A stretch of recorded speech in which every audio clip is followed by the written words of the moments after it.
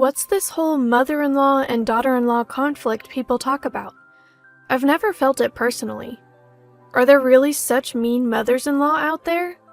I get along great with Ethan's mom. Whenever I visit, we cook together and have a blast. If anything happens, I know Ethan will have my back. Ethan just proposed to me. My name's Zoe. I'm a 26-year-old office worker. I met Ethan in a college club, and we've been together for 8 years. Maybe that's why I get along so well with his mom. Back in college, we both aimed to join a major corporation. Ethan was so determined to join that famous company, and I took the chance too.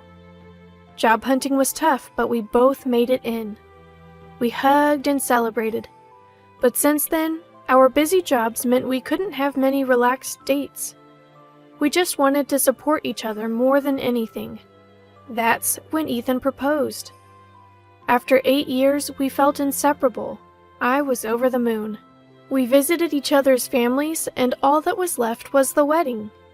Then, one day, Ethan's mom, who was supposed to live with his brother Liam, asked to move in with us. I was taken aback. We never discussed living together. What about my parents? I said. Ethan tried talking to her, but she wouldn't listen. She had her reasons. After your father passed, I couldn't do much for Liam. He didn't go to college, and without a high school diploma, he can't get a job.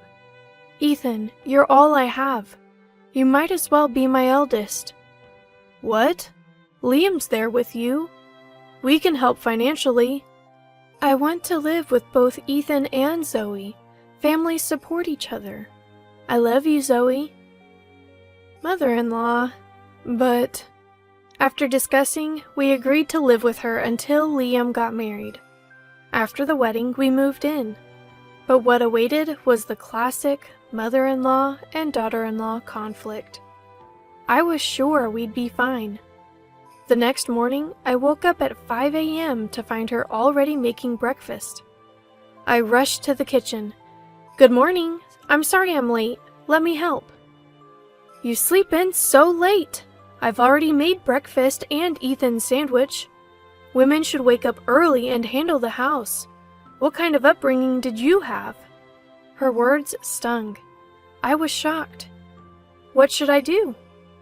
I was surprised from the first day. I was in a state of panic, not knowing what to do. What should I do in times like this? My mind went blank, and I said, Mother-in-law, I'm sorry, what should I do? You need instructions for everything? And you work at such a big company? Maybe you got in by luck and were about to be fired. That's why you rushed to marry Ethan. That's not true. We wanted kids, and I wanted to make things easier for you. Easier? I woke up early because there's one more person, and you're still sleeping. It's more work. I'm sorry. I don't like you. Don't defy me. Got it? What? Defy me, and you'll get a divorce. That's it. I faced the classic conflict I never expected. Every day was filled with her taunts and sarcasm. The dream life I had envisioned vanished before my eyes.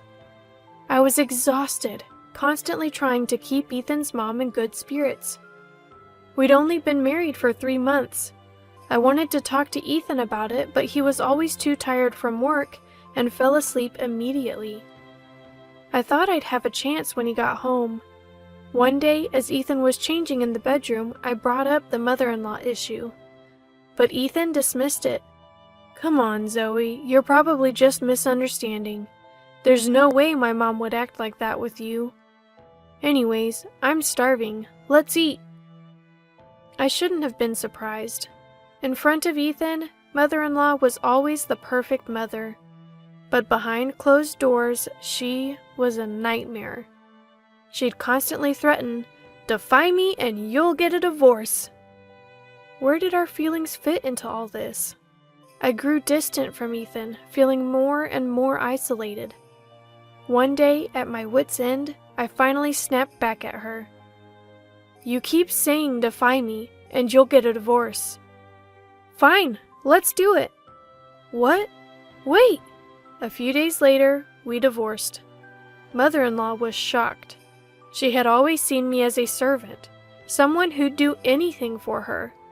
Clean, do the laundry, make the bed, wax the floors, and when you're done, go shopping and prepare lunch. I want a roast beef sandwich today. After that, give me a 2-hour massage. Got it? Defy me and you'll get a divorce. I regretted not continuing my job. Still, I couldn't let go of my feelings for Ethan. I believed that I could build a happy family with Ethan. One day, as I was packing to leave, Mother-in-law entered the room, looking anxious. "What are you doing, Zoe?" "I'm leaving. I'll have movers pick up the rest later." "This is a joke, right?" "It's no joke. You said if I defied you, we'd divorce, so let's do it." "You're being so childish. It's obviously a joke." "A joke? Stop messing around. I've had enough. Let's divorce. It's ridiculous that your mother even has a say in this." "Well, I mean, it's just that I'm not your mother's servant, you know." "I never treated you like that. You're just misunderstanding, Zoe." "Every single day you let this happen and you call it a misunderstanding? Is this the kind of family your mother wanted?" "Wait, it's just I've struggled raising our 2 sons. When Ethan got married, I thought I'd let out all the pent-up feelings. I've felt this way for a long time. You wouldn't understand since you don't have kids." "What are you talking about? Struggled? Your father left you a house and a good amount of money. Ethan was 16 then and didn't need much care." "That's why I said you wouldn't understand. Have kids and then talk." "Really? But taking out your frustrations on your daughter-in-law is wrong. Was I chosen just to be your stress reliever? Is that why you were nice to me?" "Of course, it's always been this way. A daughter-in-law shouldn't defy her mother-in-law. That's tradition." I quickly packed and left the house. She still insisted that what she did was right and told me to understand her struggles. If this is what family means, if being treated this way is what family is about, then I don't need such a family. I'm content with my own life. I calmed down at a nearby park and then went to my parents' house. The moment I saw my mom, I burst into tears. She felt so warm. "Zoe, what happened?" "Just wait a moment." She quickly made me a warm coffee. "Drink this and calm down. This isn't like you." After calming down a bit, I told her everything. "Why didn't you tell me sooner?" "I didn't want to worry you. You always care about me." "Silly girl, I'm always here for you. Just relax here. Maybe it's best to divorce. Life has its ups and downs." I cried like a child. She hugged me tightly. I wished I could be a mother like her. The more I thought about it, the sadder I felt about Ethan not supporting me.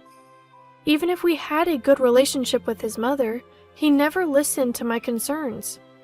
The happy times before marriage felt like a lie after 8 years. I realized the complexity of the mother-in-law and daughter-in-law relationship. Ethan, oblivious to everything, came home as usual. He called me after confronting his mother, but I refused to answer. He kept calling, but I blocked him. I just wanted a break. Ethan kept calling me over and over again. I couldn't help but block his number. I just needed a break. That night, I enjoyed the creamy stew I made with Mom and went to bed early. When I woke up the next day, I was surprised it was already past 8 a.m. Rushing to the kitchen, Mom greeted me. "Did you sleep well?" "I slept like a log. It's been a while since I had such a good sleep." "Zoe, how about we go to a pottery class today?" "A pottery class? Today?" "It's a new place nearby. They let you join even for just 1 session. I've been wanting to make a vase. Thought it might be a good distraction." I decided to spend the day out with Mom. The pottery class was more engaging and fun than I expected. For that moment, I completely forgot about yesterday. Later, Mom and I had a late lunch and did some shopping. Helping with dinner, I realized it had been a while since we spent quality time together.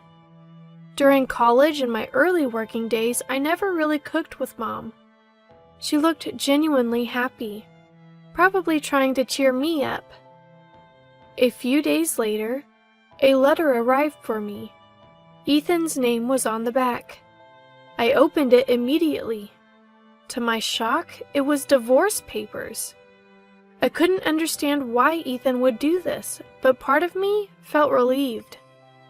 I felt bad for not answering his calls, but sending divorce papers was a bit much. With no lingering feelings, I decided to fill them out and submit them to City Hall. Is this how breakups go? I started to think Ethan was just like my mother-in-law. What happened to those happy 8 years? As these thoughts consumed me, my phone buzzed. It was an email from Ethan. I hesitated but opened it, and there, the email painted a picture of Ethan completely under mother-in-law's control. She had manipulated him, blaming everything on me. I was shaking. Could this really be happening? Had mother-in-law cried to Ethan? My head was spinning. Ethan's message. I always believed in us. It hurts to be betrayed like this. Left me conflicted. It was clear mother-in-law was behind this, but my feelings remained unchanged. The realization of mother-in-law's true nature was terrifying. Regardless, I decided to submit the divorce papers the next day. The next morning, I went to the city hall and had the papers processed. Surprisingly, I felt a weight lifted off my shoulders.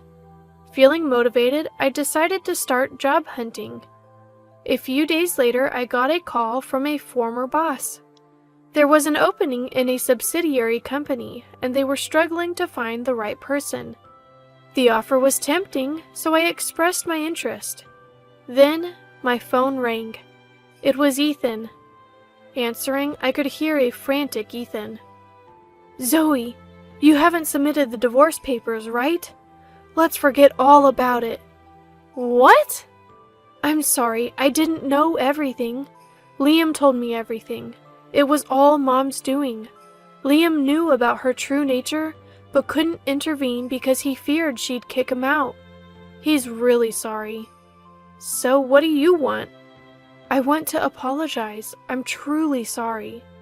It's too late. Please don't contact me anymore. It's over. What? Let's get back together. It was all Mom's fault. I was a victim too. Victim? You never listened to me. But I thought Mom was telling the truth. She's always been kind, so I thought you were mistaken. Do you realize how much I suffered? How hard it was? Mother-in-law kept piling chores on me. You never listened. This is the result.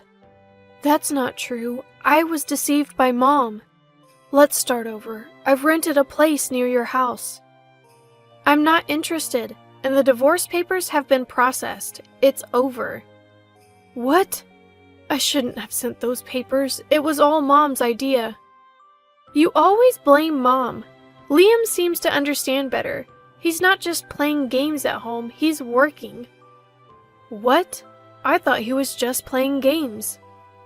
That's another lie from mother-in-law. You two are perfect for each other. Goodbye. Wait, let's try again. Zoe! Zoe! I hung up feeling a sense of closure, as I realized that it was already over, and so I started a new chapter in my life. Zoe, it's your first day at work. Here's a sandwich. Thanks, Mom. I'm running late. I'll make my own tomorrow. Take care. Will do. Bye. I felt refreshed. A few months later, I was promoted to manager. Work was fun and my colleagues were great. I looked forward to the future. Maybe I'll take a break from dating. I'll take things slow.